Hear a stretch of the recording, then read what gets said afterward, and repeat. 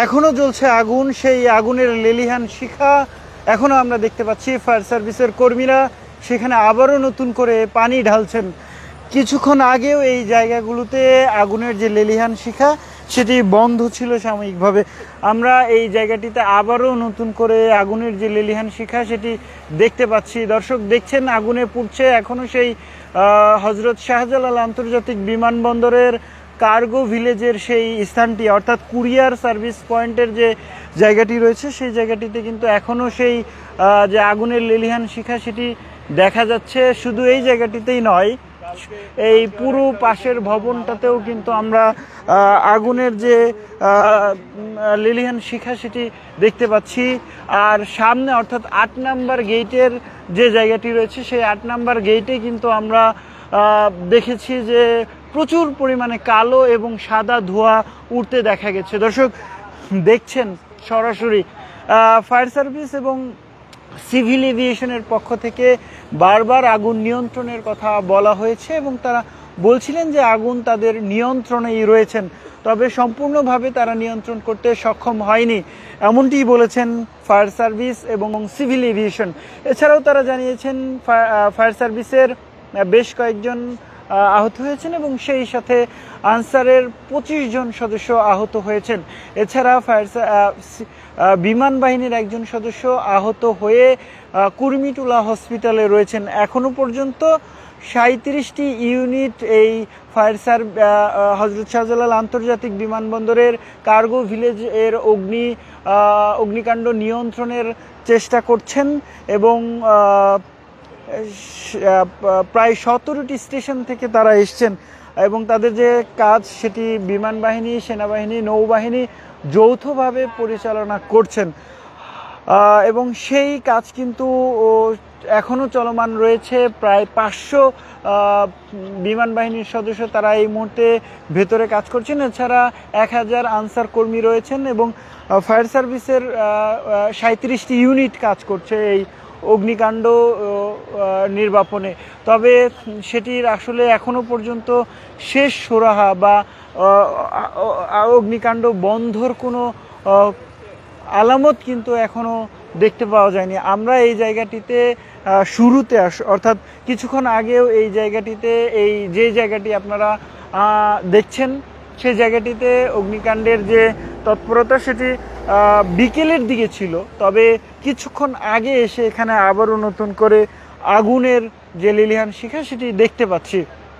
মূলত বিদেশি যেসব পণ্য, নামি দামি যেসব পণ্য আসেন সেসব পণ্যই মূলত এখানে রাখা থাকে এবং সেসব পণ্যেই এই জায়গাটিতে অগ্নিকাণ্ডের ঘটনা ঘটেছে এবং যেখানে বিভিন্ন ধরনের পদার্থ রয়েছে, যেসব পদার্থের কারণে এই অগ্নিকাণ্ড আরও ব্যাপক আকারে তৎপরতা বাড়ছে বলে মনে করা হচ্ছে এবং সেই অগ্নিকাণ্ডের সূত্রপাত যেটি হয় সেটি বেলা 2টা 24 মিনিটে ফায়ার সার্ভিসের পক্ষ থেকে জানানো হয় যে তারা খবর পেয়ে তারা ছুটে আসেন। তবে স্থানীয় যারা প্রত্যক্ষদর্শী রয়েছেন তারা বলেছেন প্রায় 1:30টার দিকে অগ্নিকাণ্ডের সূচনাটি ঘটে এবং সেই সূত্র দীর্ঘ সময় ধরে দীর্ঘ চেষ্টার পরেও কিন্তু আগুনের যে নিয়ন্ত্রণ সেটি সম্ভব হচ্ছে না। দেখতে পাচ্ছেন, আমি যদি একটু 8 নাম্বার গেটের দিকে এখনও দেখানোর চেষ্টা করি তাহলে বলা যায় যে আপনাদের সেই যে কালো ধোঁয়া, সেই কালো ধোঁয়া আমরা দেখছেন এবং বেশ কয়েকজন কিন্তু এই হজরত শাহজালাল আন্তর্জাতিক বিমানবন্দর পরিদর্শন করেছেন। শেখ বশির উদ্দিন তিনিও কিন্তু এই হজরত শাহজালাল আন্তর্জাতিক বিমানবন্দরের কার্গো ভিলেজের যে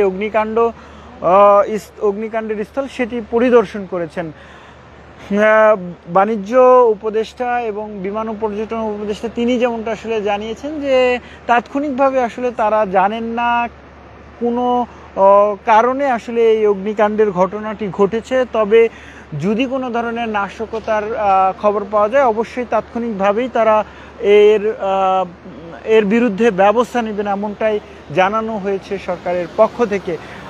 এ পর্যন্ত এই অগ্নিকাণ্ডের যে ঘটনা সেটি বেশ কয়েকজন অর্থাৎ ফায়ার সার্ভিস এবং সিভিল এভিয়েশনের পক্ষ থেকে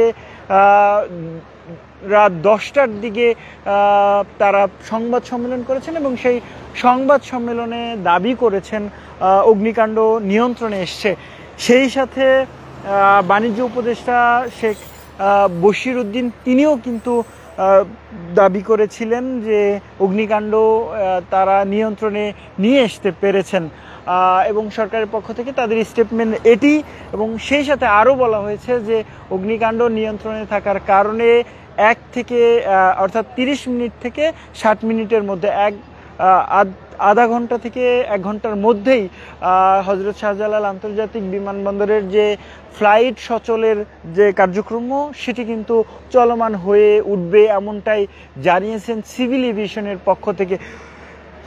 তবে এখনও আসলে তাদের যে ফ্লাইট সেটি এসে নেমেছে কিনা, সচল হয়েছে কিনা সেটি এখনও বলা যাচ্ছে না। তবে আগুনের যে লেলিহান শিখা সেটি আপনাদেরকে দেখানোর চেষ্টা করছি সরাসরি। এই কার্গো ভিলেজের যে জায়গাটি রয়েছে সেই জায়গাটিতেই কিন্তু দেখছেন আপনারা কার্গো ভিলেজের যে অফিস রয়েছে আমদানি কার্গো কমপ্লেক্স, অর্থাৎ আমদানি কার্গো কমপ্লেক্সেই এই আগুনটি এখনও দেখতে পাচ্ছি। যেই আসলে তারা বলছিলেন যে ফ্লাইট এবং এই কার্গো সার্ভিস সম্পূর্ণ আলাদা। ফ্লাইট সচলের ক্ষেত্রে তেমনটি বেগ পোহাতে হবে না এমনটি বলেছেন সিভিল এভিয়েশন।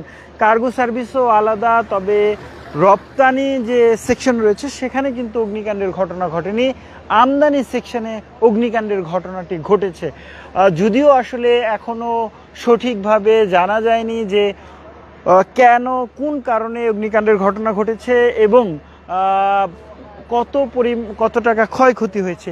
প্রত্যক্ষদর্শী এবং যারা ব্যবসায়ী রয়েছেন তারা কিন্তু ব্যাপকভাবে ভেঙে পড়েছেন। তাদের কয়েক লাখ টাকার মালামাল, এক একজনের লাখ লাখ টাকার মালামাল এই আমদানি সেকশনে ছিল এবং তারা হয়তো এই বন্ধ কাটিয়ে অর্থাৎ শুক্র শনি কাটিয়ে রবিবারেই তাদের মালামালগুলো আসলে তা বুঝে নিতেন, কিন্তু অগ্নিকাণ্ডের ঘটনায় তাদের সেই মালামাল পুড়ে ছাই হয়ে গেছে। কোনো মালামালই তারা রক্ষা করতে পারেননি। অপরদিকে সিটি ব্যাংকের একটি বুথ এই জায়গাটিতে ছিল, সেই ব্যাংকের অর্ধেক টাকা পুড়ে গেছে বলে জানা গেছে এবং এই ব্যাংকে থেকে অর্ধেক টাকা উদ্ধার করেছেন বলেও জানা গেছে।